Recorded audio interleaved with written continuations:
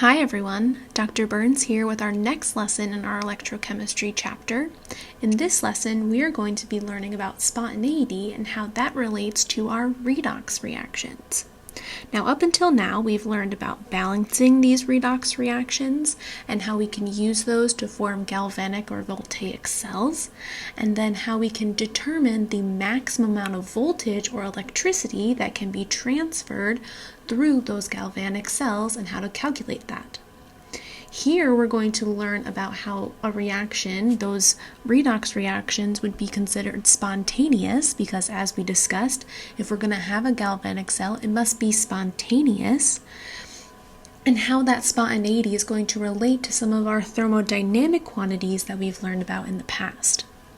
So E cell is related to our thermodynamic quantities delta G and K, remembering that delta G is our Gibbs free energy,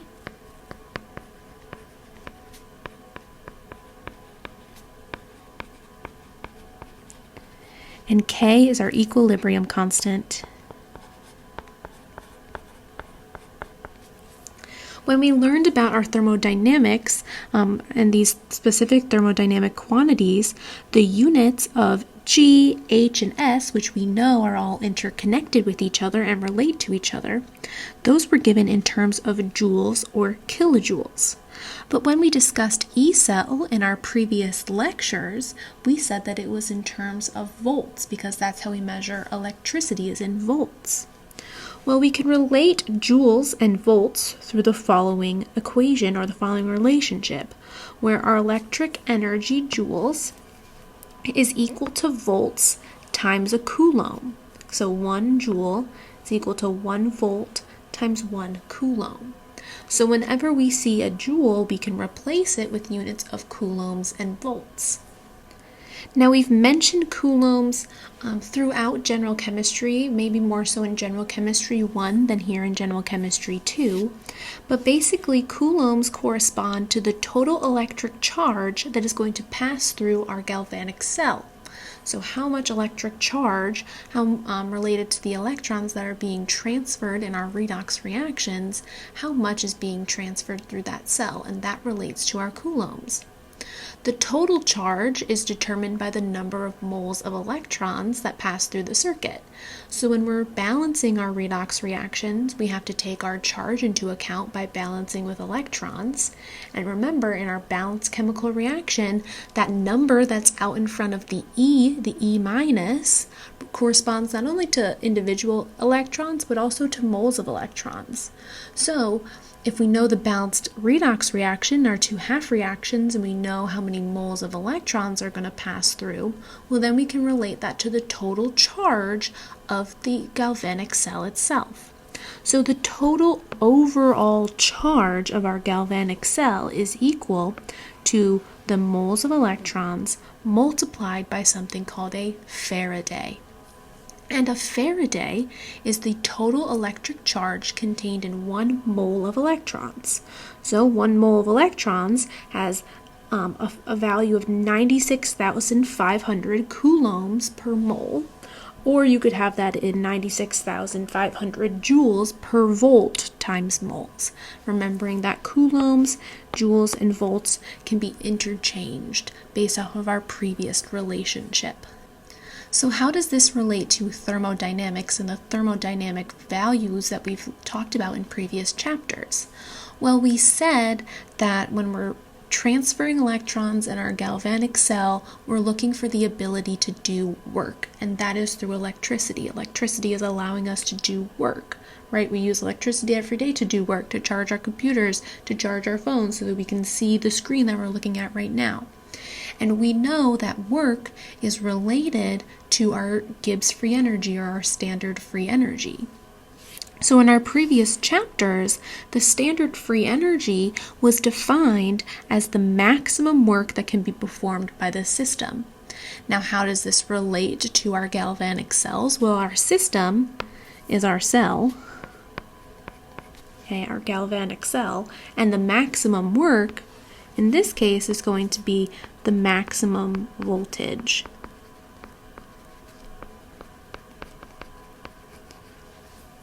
So even though we're thinking about it in a slightly different way, the concept still applies. So for our redox reactions, the work that we're talking about is associated with the transfer of electrons from our reductant to our oxidant, where our reductant is whatever's being oxidized, so that's what's happening at our anode, and our oxidant is whatever's happening at our cathode. Because our reductant is what is allowing that reduction to happen, and the oxidant is what is allowing the oxidation to happen. You may have also referred to these terms as reducing agent and oxidizing agent. Okay, so whatever's the reducing agent is whatever's being oxidized, meaning that's at the anode, and the oxidizing agent is whatever's being reduced and whatever is at the cathode. So the work associated with transferring those electrons is determined by the total charge, okay, the coulombs, so our moles times our Faraday, that are transferred in the cell, along with the cell potential, the maximum amount of electricity based off of our reactant and our two reactants that are being either oxidized or reduced. So we get that the standard free energy, or Gibbs free energy here, is equal to the moles times the Faraday times the standard potential of the cell. So let's label those terms. We have delta G, that's our Gibbs free energy. We have N, which is moles, specifically moles of electrons. So that's why we're going to need to keep writing those half reactions and making sure that they're balanced appropriately so we know the correct number of electrons that are being transferred.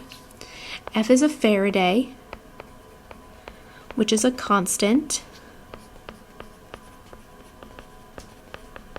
And E cell is the standard potential of the cell. Now I'd like to point out here that we are using our standard notation. So we're using those knots right at the top. So remember, we're at standard conditions.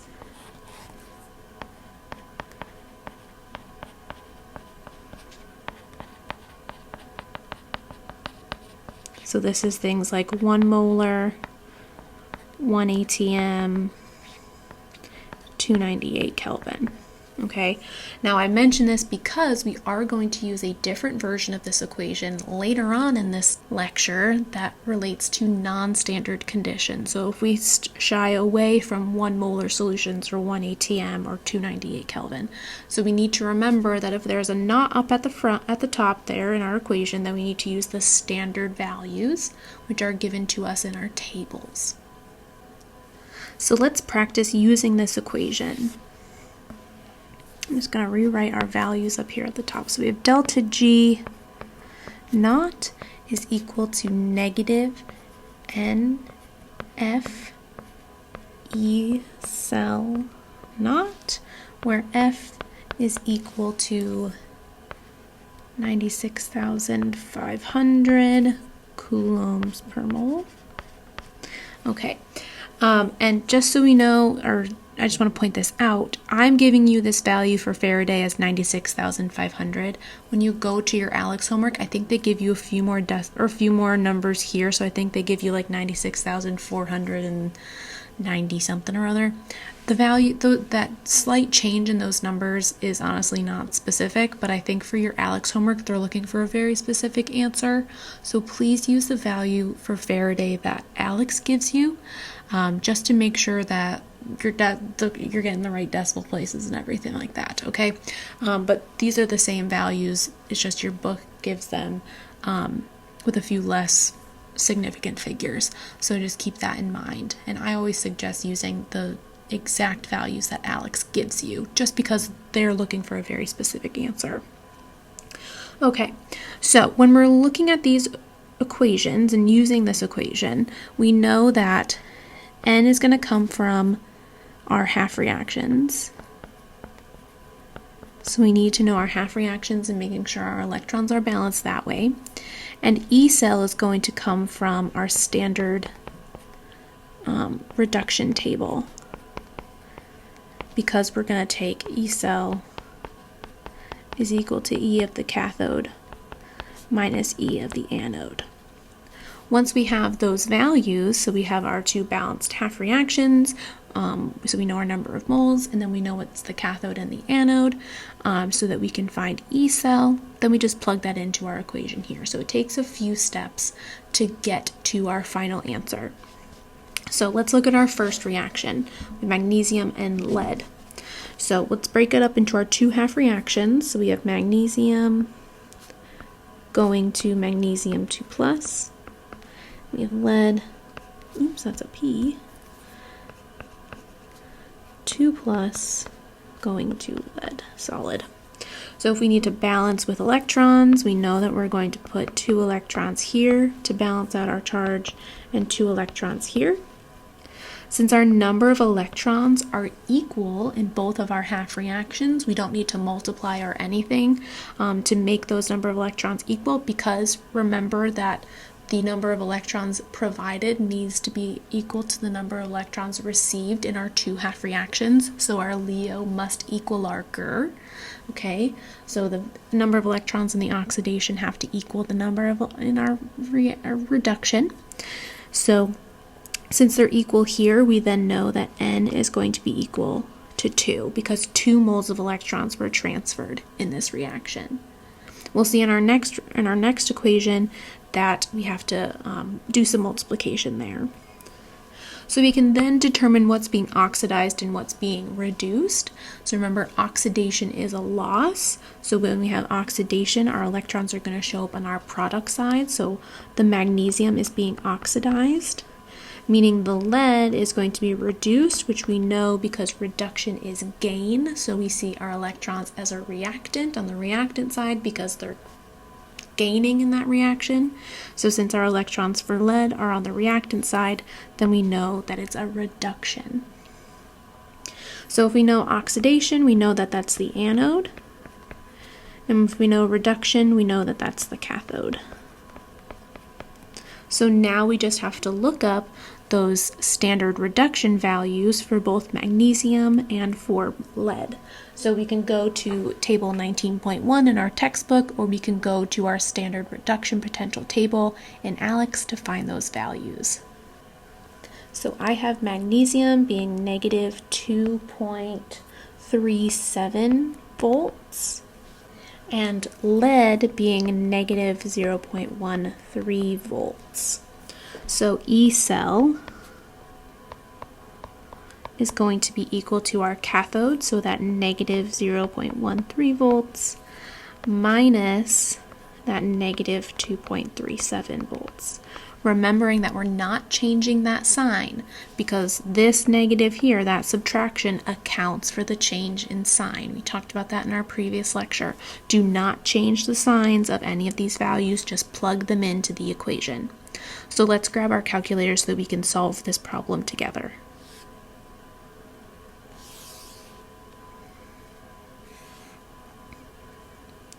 So we are going to take negative 0.13 minus negative 2.37, and we get an E cell that's equal to 2.24 volts. It's positive, which we would expect in order for this to be spontaneous. So now that we have our N value and our E cell value, we can now plug that into our equation. So we can plug it into delta G naught is equal to negative 2 times 96,500 times 2.24 volts. So we can plug that in. We get 2 times 96,500 times 2.24. And we know that's going to be a negative value, so I'm going to multiply that by negative 1. I forgot to put the negative out in front, but we want that delta G to be negative. Okay, so we know that it's spontaneous. Our E cell already told us it's going to be spontaneous, so the negative then allows the delta G to be negative as well. So we get negative 4.32 times 10 to the 5, and that's going to be in units of joules. So if we want to look at the units really quick, I chose 3 significant figures only because I didn't have any designation for significant figures here. Your ALEKS homework will have that, okay? So make sure you pay attention to that. But if we pay attention to the units really quick, this is why we can use multiple different versions of our Faraday value. We want delta G to have units of joules, and your ALEKS homework may ask you to convert that to kilojoules as well, which we all know how to do by now. So we can use different value or different units for our Faraday constant, but it's still the same value. So we get negative, so that -2 is going to be moles of electrons. Our Faraday constant is going, if you want to show it with the proper units, which you don't have to because it's the same value, the actual number doesn't matter, is the same regardless of the units that you use. It has units of joules per volt, which we know is equal to a coulomb because 1 joule is equal to a volt times a coulomb. That's what we started this lecture with. Okay, so we can interchange those values. I put it up here as a coulomb, but we know that could also be a joule per volt times mole. So we need a mole down here. So mole of electron. And then we know that our E cell is going to have units of volts. So we can see here that moles of electrons are going to cancel, volts are going to cancel, and we're left with units of joules. Now, if your ALEKS homework asks you for that value in kilojoules, which I did not specify here, so we can leave it at joules, but if your ALEKS homework specifies, then you would just have to take that value and then convert it using the fact that there are 1,000 joules in 1 kilojoule, and then convert it that way. So just keep that in mind, that if you get delta G from here, it is going to be in units of joules because of that Faraday constant, okay? And then if you need to convert it further, you can from there. So for our next problem, what I want you to do is pause your video and look at our second problem here where we have aluminum and iodine going with each other. And what I want you to do first is write out the 2 half reactions and determine how many electrons were transferred, how many moles of electrons were transferred in those 2 half reactions. Okay, that is always the point where I find students getting confused or messed up in these problems, is finding the number of electrons that are being transferred in order to plug that in. So I want you to take a second and just try that out really quick. So pause your video and try to determine the number of electrons that are being transferred in our second reaction.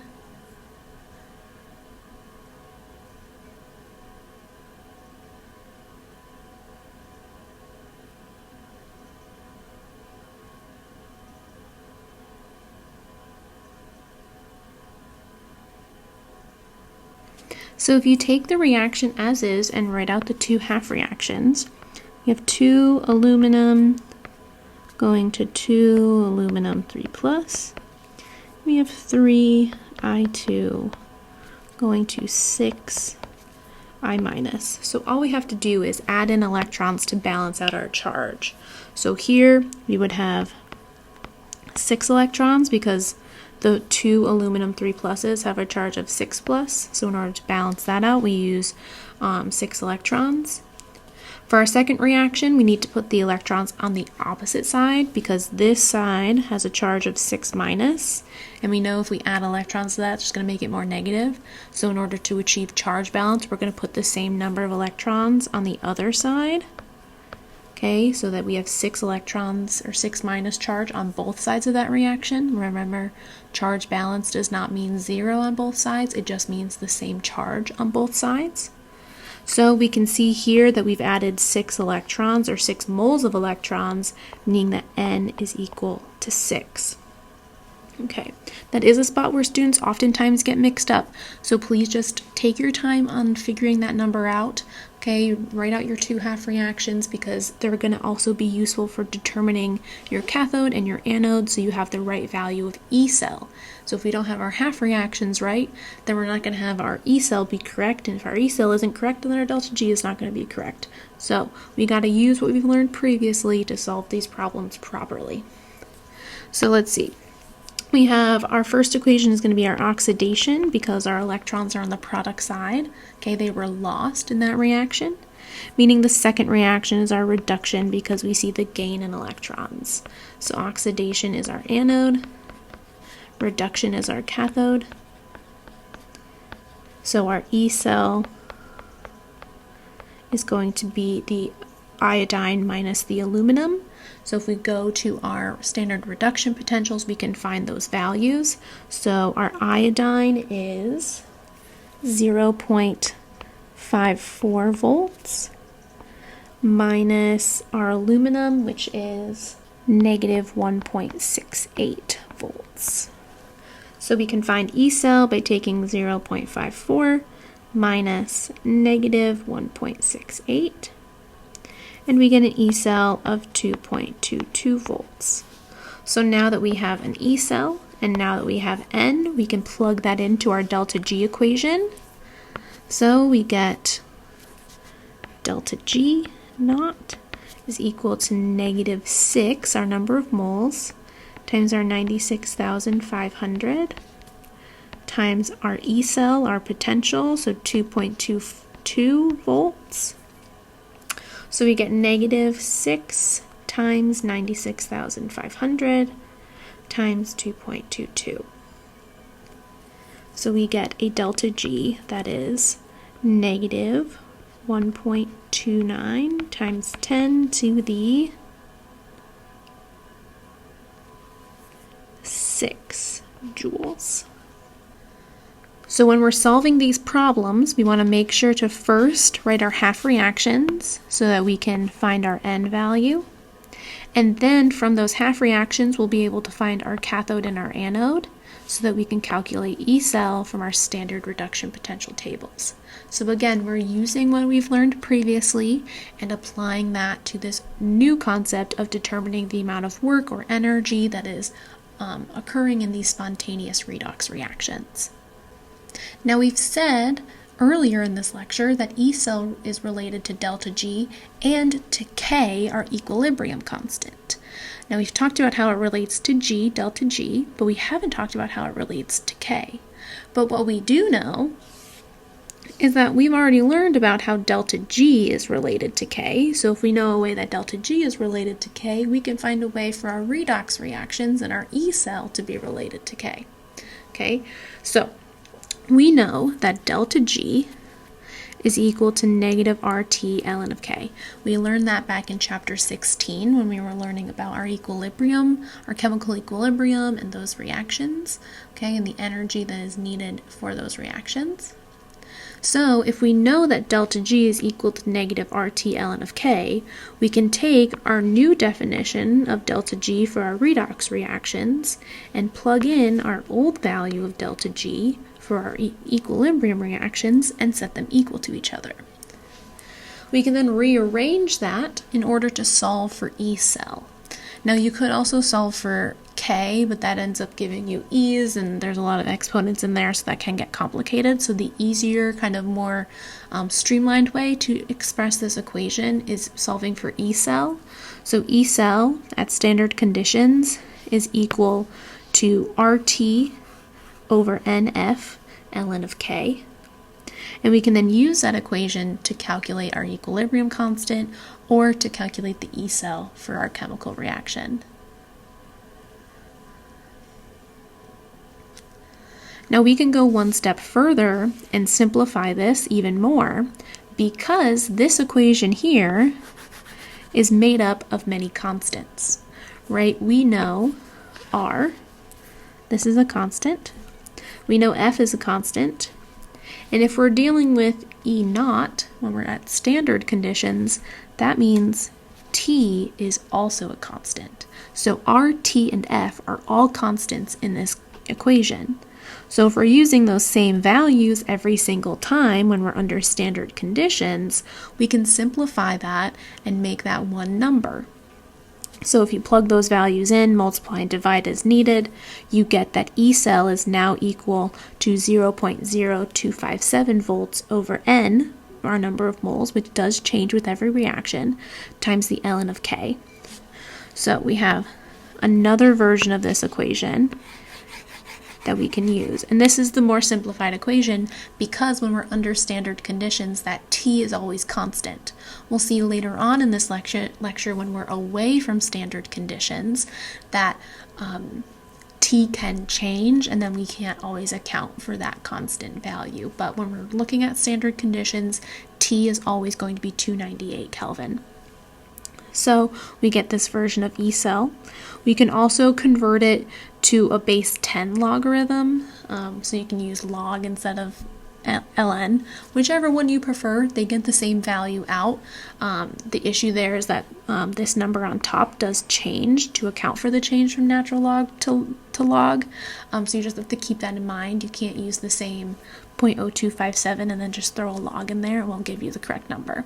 So you are given these two versions of the equation on your equation sheet for your homework and your exams. Whichever one you want to use is perfectly fine by me to use, as long as you're using it in the proper context, okay? But both will give you the same number depending on if you're using natural log or log. So that's the only difference between those. Now, what you're also given on your exams and your homework is this table here. This table shows you the equations that relate K, delta G, and E cell all to each other. So K and E cell is through the equation we just showed. Delta G and E cell is through the equation we just practiced with. And delta G and K is the equation that we learned in chapter 16. Okay, but you're also given the relationship for if it's going to be spontaneous or non-spontaneous, or in some cases at equilibrium. Okay, all of these columns we've learned previously, whether that was in a previous chapter or earlier in this chapter. Okay, it's now just bringing them all together. So we know that if K is large and delta G is negative, then the reaction is spontaneous. We learned that in our previous chapters. But we also learned in this chapter that if E cell is positive, okay, then the reaction is going to be spontaneous. And then the opposite applies for non-spontaneous, and if delta G and E are equal to 0 and K is equal to 1, then we know the reaction is at equilibrium. So let's practice using our new E cell equation. So we have a few ways that we're going to be given these types of problems, whether we're solving for K or solving for E cell. Okay, you'll see it both ways on your Alex homework, and I have a few examples of that here as well. So our first one is asking us for the equilibrium constant for this reaction at 298 Kelvin.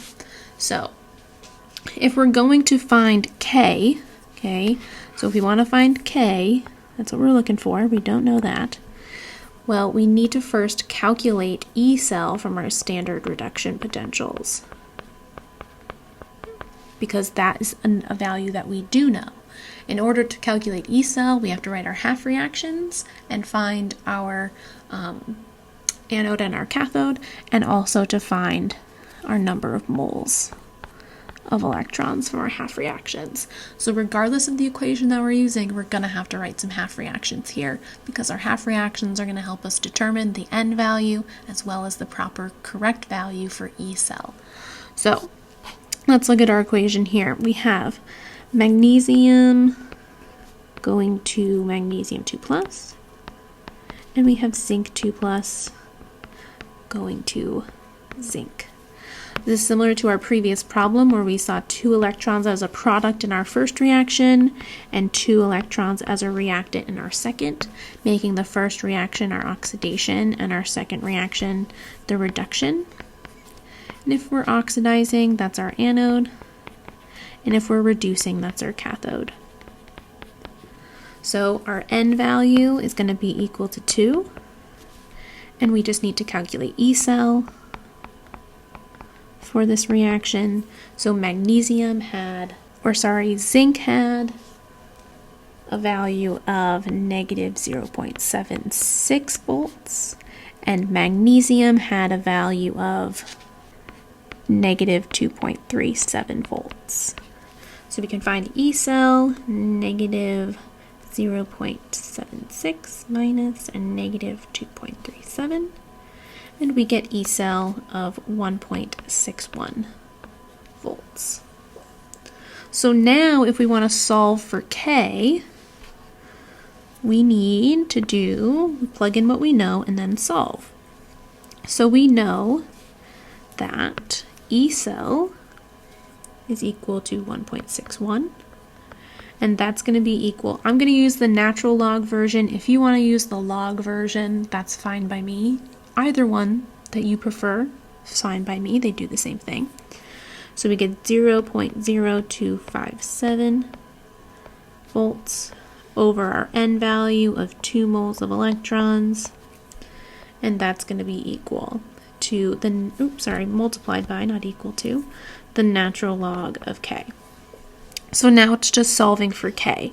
So we want to take our 0.0257, divide that by 2, and that's going to give us 1.61 is equal to 0.01285 ln of K. So if we want to isolate that ln of K, we're going to divide both sides. So we'll take 1.61, divide by our previous answer, that value, and we get that the ln of K, I'm going to move this up here, the ln of K is equal to 125.2918. Now that's not the answer that we're looking for, because we're looking for the value of K, not the natural log of K. So in order to reverse a natural log, we need to do e to the. So K would be equal to e to the 125.2918.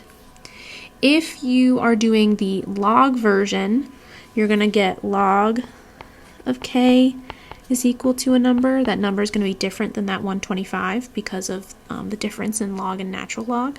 So in order to solve for K, you would do 10 raised to that number, just like we would do with our pHs. So whichever one you're more comfortable with and understand more clearly, please use that one. Whichever one works better for you and you understand more, please use that one.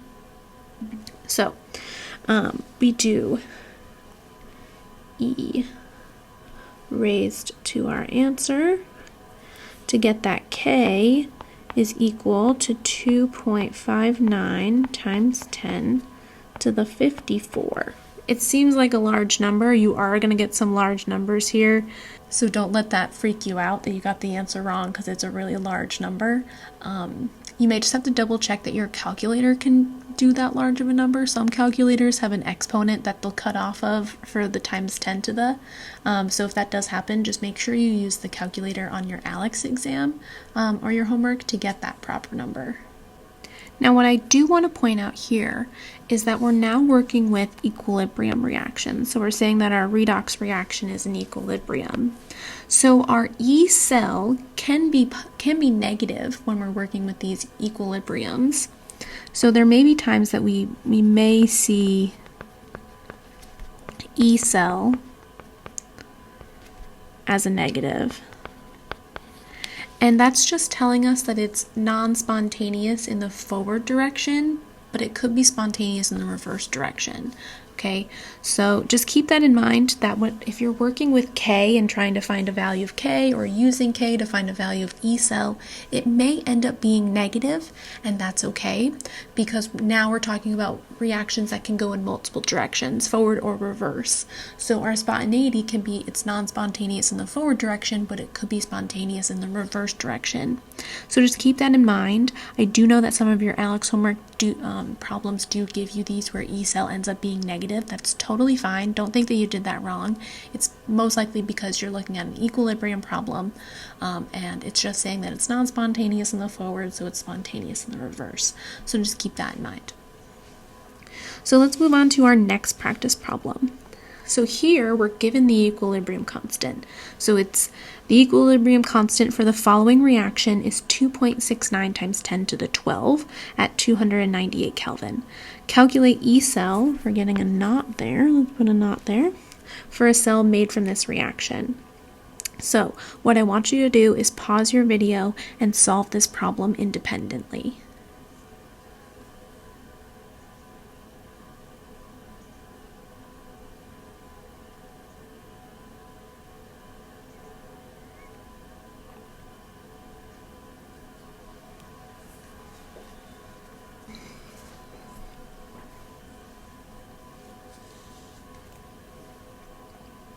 So here, even though we're solving for E cell, and we don't need to go through our standard reduction potentials in order to do that, we do need to write out our half reactions in order to determine our number of electrons that are being transferred.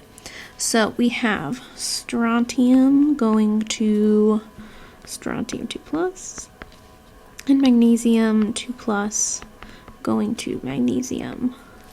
So that's going to be 2 electrons on this side for balance and 2 electrons on the second side for balance. So that's N that is equal to 2 for these half reactions. 2 electrons, 2 moles of electrons were transferred in these. So now it just becomes a plug and chug since we know K. So I'm going to use now the log version of this. If you want to use the natural log version of this, go for it. So we have E cell is going to be equal to 0.0592 volts over N, which we know now, of 2, times the log of our K value, which is given in the problem as 2.69 times 10 to the 12. So we now just have to solve. So 0.0592 divided by 2 multiplied by the log of 2.69 times 10 to the 12. So we get that E cell is equal to 0.36792. Let's cut that off at 3 sig figs, so 0.368 volts for this reaction. There we go. So that's our E cell value. So let's move on to our next practice. For these 2 problems, I want you to complete these independently.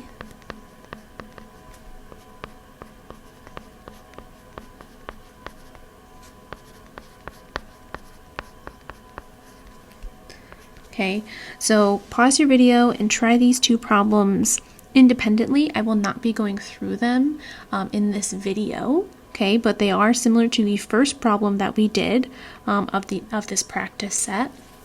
So you need to have these completed with work for grading when you submit your note pack, and you can check your answers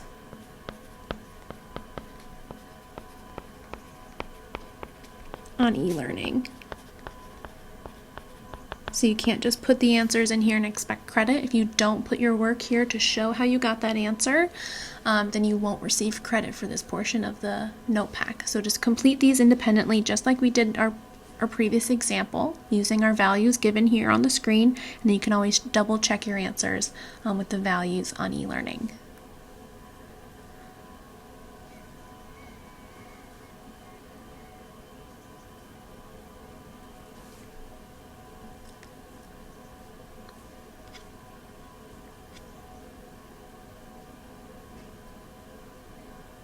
So up until now, we have been discussing our value of E cell, delta G, and K when we're at standard state conditions, okay, and determining if a reaction is going to be spontaneous at those standard state conditions. However, we want to discuss now, what if we're not at standard state conditions? What if you're away from standard state conditions? And we've looked at this in multiple other chapters, especially with our thermodynamic quantities of G, H, and S, okay? And we know that when we're away from standard conditions, we have to calculate our values differently. We have to calculate our G, our K, our Q, our S, our H. We have to calculate all of those differently. And the same applies to our redox reactions, specifically determining E cell at standard state conditions and at non-standard state conditions. So we do have an equation that is going to relate those 2 values together.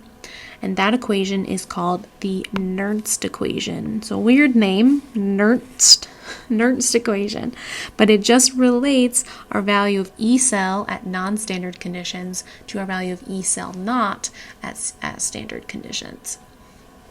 So we get our equation of E cell is equal to E cell at standard conditions, so this one has a not there, minus RT over NF ln of Q.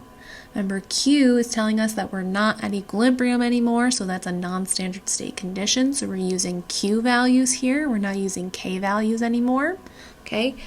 And we know that when Q is large, So when Q is greater than 1, E is going to end up being less than E naught, or E at standard state. And when Q is less than 1, then E at non-standard state is going to be larger than E at standard state. So this is basically taking our standard state conditions of E cell, and it's offsetting it by the value that is at non-standard state. So maybe a non-standard temperature or a non-standard concentration. So our values that can change at non-standard state are going to be the temperature. So we may not be at 298 Kelvin, or we could change our concentrations and not be at 1.0 molar. So we have two options for what our non-standard state conditions are going to be. Now, if we only change the concentrations, we can have a simplified version of this Nernst equation. So like our previous E cell naught equation, we can simplify it due to the abundance of constants, right? Our previous example has R, T, and F that are all constant values. The T kind of depends on the problem, but we know that R and F are going to be constants. So we can have a simplified version or two simplified versions of our Nernst equation, just like we saw at standard state conditions. However, I just want to point out that this simplification can only be used if the temperature is at 298 Kelvin, because these values here apply to that RT over F, okay, RT over F, where T is equal to 298 Kelvin. If the T is different, then you cannot use this simplified version. Okay, so if we are away from 298, you have to use, so if we're away from the temperature, oops, I want a highlighter, not a thing. If we are away from 298 Kelvin, we must use the unsimplified equation, so the equation from the previous slide, because that T value is what's going to vary. Okay, so these simplified equations, these can be used at non-standard concentrations only. Okay, but they look very similar to the equations that we were talking about before. Now we just add in this subtraction portion that we have to apply, but these constants are still the same, the n over n is still the same, the natural log is now going to be of q instead of k, and we just have to take our original E cell at standard conditions and subtract off that value in order to get E cell at non-standard conditions. So the Nernst equation takes what we've talked about previously and just adds one more aspect to it when we're away from standard conditions. Now one other thing that's important to note about the Nernst equation is that it requires us to calculate a value of Q in order to plug into the equation. Previously we were looking at K, where we were either given K, we could find K from an appendix or something along those lines, or we were calculating K. Here, we're most likely going to be plugging in a value of Q, and that value of Q is going to be determined from the concentrations in the reaction or in the problem. So it enables us to calculate an E cell as a function of the reactant and product concentrations, as they are no longer 1 molar. So we said that the simplified version can be used when we have Q at non-standard concentrations, so we're away from 1 molar. So what we're going to see is that in these types of reactions and in these types of problems, we're going to be given new concentrations for our reactant or our reactant solutions whenever it's being oxidized or reduced. We're going to see different concentrations for that, and then we need to plug that in order to solve for E cell at our non-standard conditions. So here, if we look at this reaction of zinc and copper, well, we know what E cell is going to be from that. We can calculate this from our standard potentials. So we got this from our standard reduction potential table. Okay, we can calculate that. We know how to do that. We have our table to do that. We know that N is going to be 2 based off of the reaction. There's going to be 2 electrons that are transferred between the oxidant and the reactant and the reductant. And then we just take, in this case, I'm doing the log. You could do the natural log as well, either version of that Nernst equation. But we have to then take the concentration of our products over a concentration of our reactants into account. And remember, the copper solid doesn't count, and the zinc solid doesn't count towards that Q value because solids don't have a concentration. So we're really just looking at the concentration of those ion solutions in order to determine Q. Okay, so let's look at a problem that this applies to. So here we want to calculate E at 298 Kelvin for a cell based on the reaction zinc plus copper 2 plus is in equilibrium with zinc 2 plus and copper, which we just saw. Now I'm giving you that these concentrations for the two ion solutions are 1.02 molar for the zinc and 0.55 molar for the copper. So now, since we're no longer at 1 molar, we have to plug those concentrations in and then calculate our value of E cell. So these are our non-standard conditions.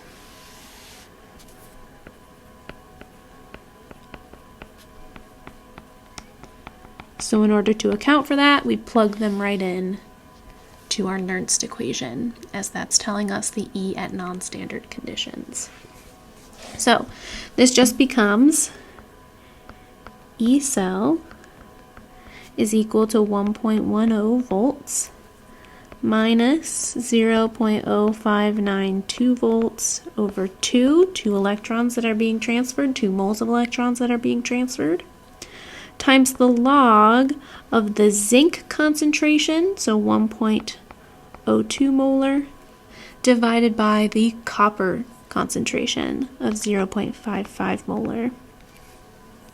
So you can solve this in multiple different ways. I personally like to take one piece at a time, so I'm going to do 0.0592 divided by 2 and multiply that by the log 1.02 divided by 0.55, remembering to put that ratio in the parentheses for the log, not doing log of 1.02 and then dividing that by 0.5.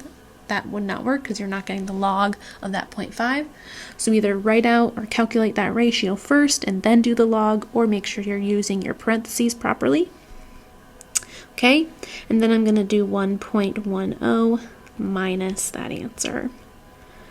So we get that E cell is equal to 1.09 volts. Now, if the concentrations are pretty close to standard conditions, so we see that zinc is pretty close to our standard condition of 1 molar, and copper is about half of what it is, you're not going to see that large of a difference of E cell at non-standard conditions compared to E cell at standard conditions. Whereas if our concentrations were like 5 molar and 11 molar, then that difference is going to be really big, or really noticeable, I should say. It's not going to be large. It's not going to be like 10 or 20 volts different, but you're going to see a clear difference between your E cell at standard conditions and your E cell at non-standard conditions. So it's always a good way to kind of gauge your answer to see if your answer is correct or not. Since these concentrations are still pretty close to standard state, these values of E cell and E cell naught are pretty close to each other. If you get concentrations that are significantly higher or significantly lower than our standard state 1 molar, then you're going to start to see those values become very different. So our next set of practice has us doing a few examples directly from our ALEX homework. So let's work on some of these together. So for this problem, we're asked to just write out the Nernst equation for this process at 298 Kelvin, and making sure that our values have the correct number of significant figures. Okay, so we want to find our value of N, our value of E cell naught, and then this is just going to be the ratio of product over reactant. Since we're not given any numbers, we can just show that representation of concentration over concentration, like writing it out with letters, if that makes sense. We're not going to put in any actual numbers. We're just going to show what that ratio is. So we need to calculate N and we need to calculate E cell. So if we want to calculate N and then use that to calculate E cell, we need to write out our two half reactions. Okay, so we have Mg goes to Mg2 plus, and Pb2 plus goes to Pb.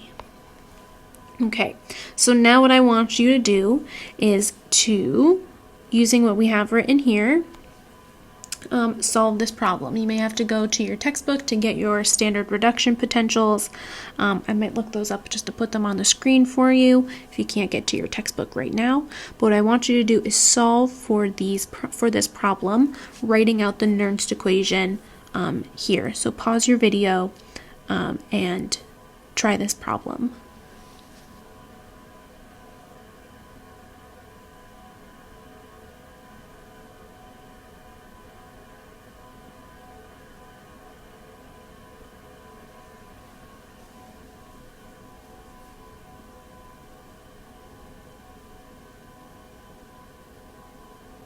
So we can use our two half reactions to see that we need 2 electrons here and 2 electrons there, meaning this is our anode and this is our cathode. So we can then calculate E cell naught to be negative 0.13 minus negative 2.37. So that comes out to negative 0.13 minus negative 2.37. I think we've done this one before. Yeah, I think we did this one earlier. So 2.24 volts. Okay, we know here that N is going to be equal to 2. So now we have everything to plug into our Nernst equation. So our Nernst equation ends up being E is equal to our E naught value, 2.24 volts, minus 0.0257 volts over an N of 2, ln of just that ratio of products over reactants, so concentration of our product, Mg2 plus, running out of room, sorry. There's a bracket there, and then the other one is our reactant and Pb2 plus. There we go, fit that one in better. So that is what it's asking for our Nernst equation.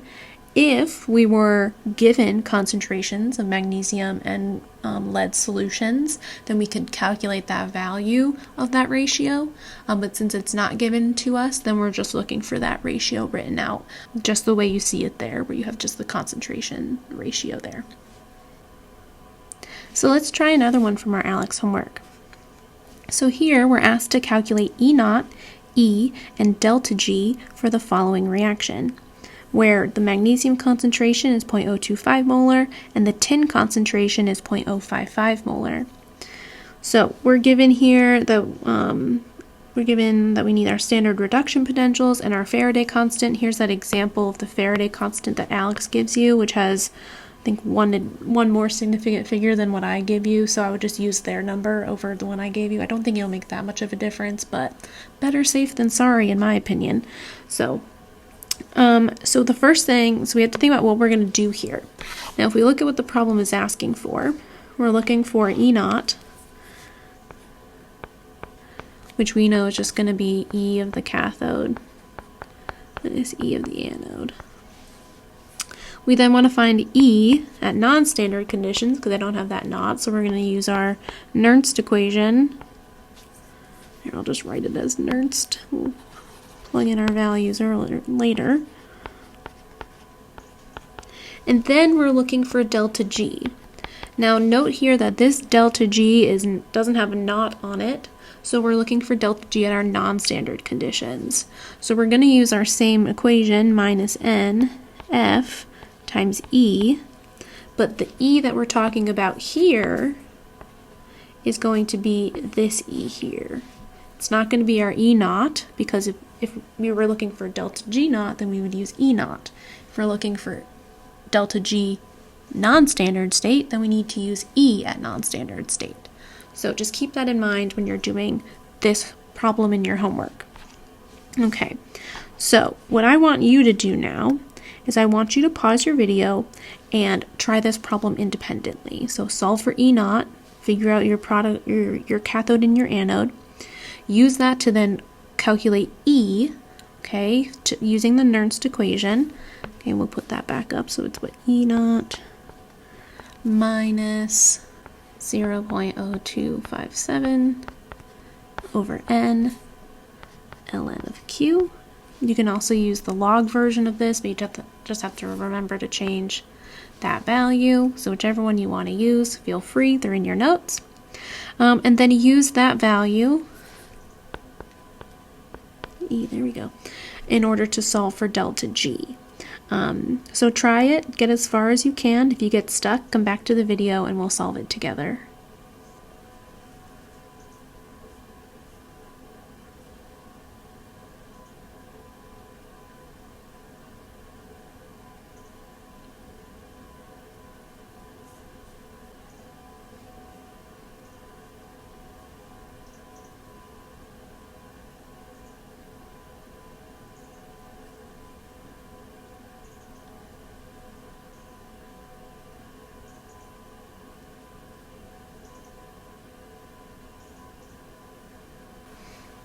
Okay, so the first thing that we have to do is solve for E naught, because we need that to plug into our Nernst equation.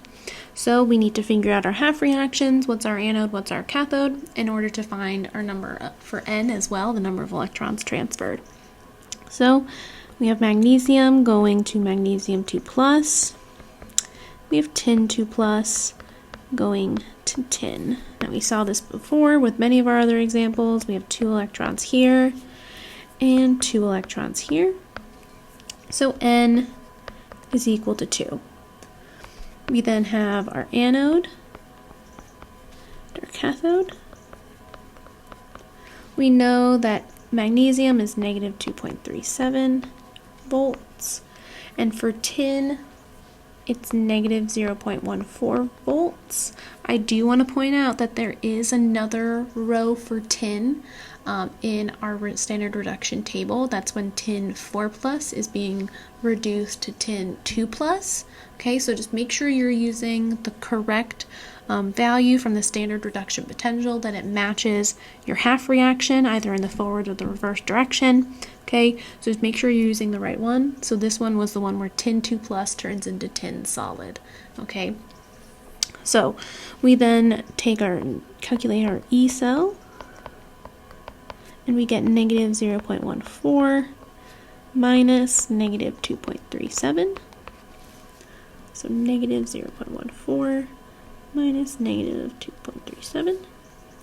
And we get an E cell of 2.23 volts. Okay, we can then use that E cell to solve the Nernst equation.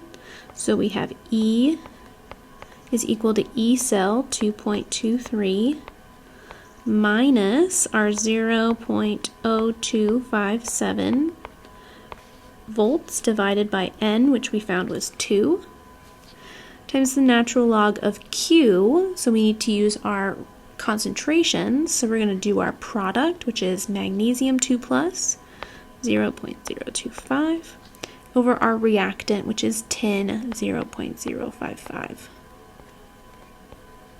Okay. And now we can solve for E this way.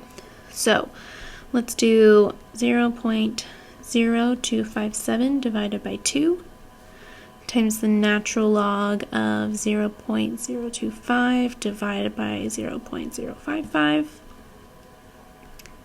Oops, I need to be multiplying those two values together. My bad.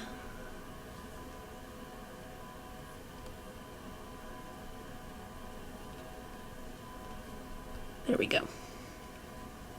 Then we'll take 2.23, subtract off that answer, and we get E for our Nernst equation to be 2.24 volts. So again, not too different. We're not too far away from standard conditions. So we have 2 of our answers now. We have our E naught, we have our E, and now we need to solve for delta G.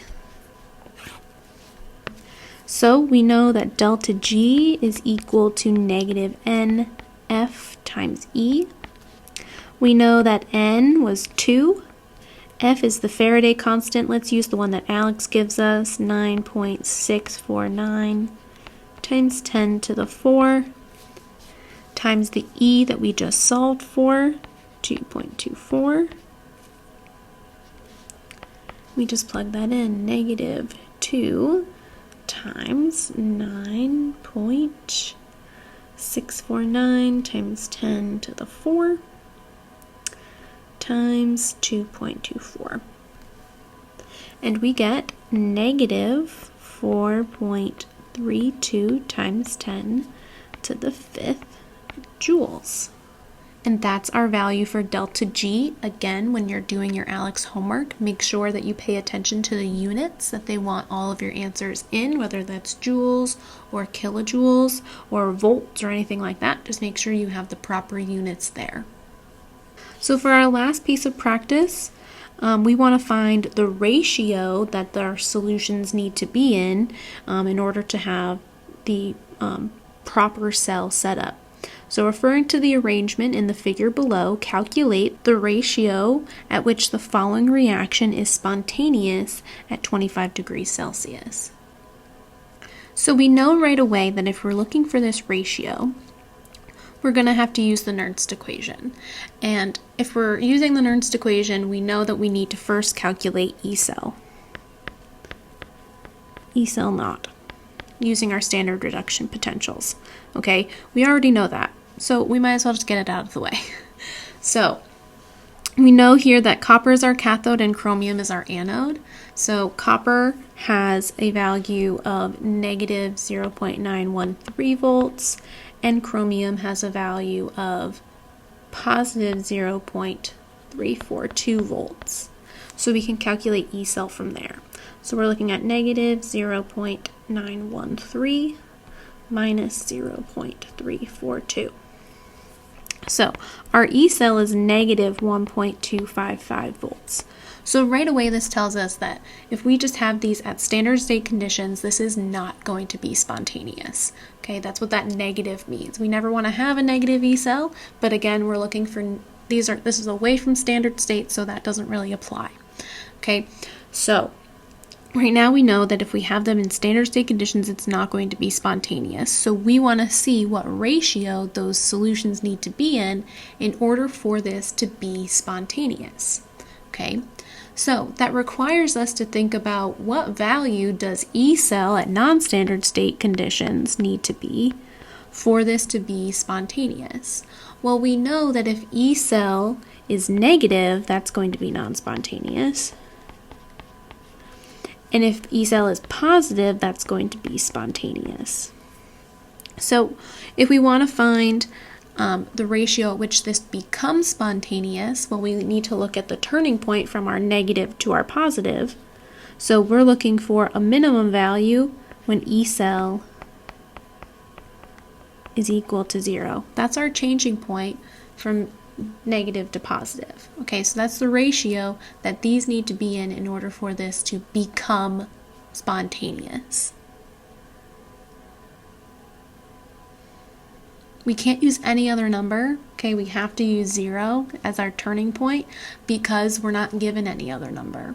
So because we know that negative means non-spontaneous and positive means spontaneous, the turning point for those two values, those two guidelines, is then going to be 0, and that's what we're going to use for our E cell at non-standard state conditions.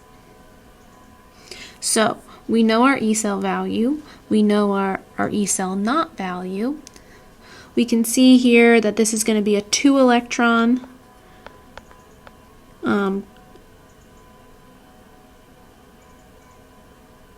transfer process. I think we've looked at enough of these types of reactions where we have a 2+ on both sides showing that we have an n equals 2, that I don't need to show those half reactions. If again you're confused by that, write out the 2 half reactions, figure out how many electrons you need on both sides in order to balance it. You're going to find that it's 2. So now that we have all of our values, we then just want to solve for Q. So we know E cell at non-standard is going to be 0. E cell naught was found to be negative 1.255 volts. And then we're going to do I'm going to do the natural log. If you want to do the base 10 log, you can do it that way as well. Okay, whichever version of the Nernst equation you choose to use, feel free. So we have 0.0257 volts over our n of 2, ln of q. I'm going to leave that as q because we know that this ratio is equal to q, and I'd rather just keep writing q instead of trying to write those ratios every time that we're solving this problem, just so we're not losing anything and I'm not wasting our time. So let's start solving this problem. What I'm going to do is I'm going to simplify, so I'm going to put 1.255 on the opposite side, so it's going to change its sign, and then we're going to have 0.0257 divided by 2.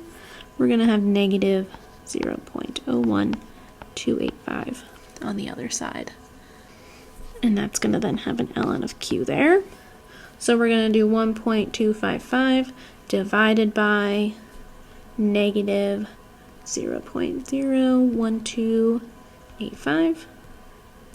And we get that ln of q is equal to negative 97.6653. If we want to solve for q, we just do e to the, so q is equal to e to the negative 97.6653. So we'll do e raised to our answer, and we get a q value of 3.8 times 10 to the minus 43. So that's the ratio that this solution, that these solutions must have in order for this to be spontaneous. Okay, so the ratio between them has to be 3.8 times 10 to the minus 43. So you'll see a version of these three problems on your ALEKS homework as you go through it, as you finish up this section. So please just remember to come back to these videos if you're getting stuck on these types of problems, and work through them again with me so you can succeed on your homework and your exams.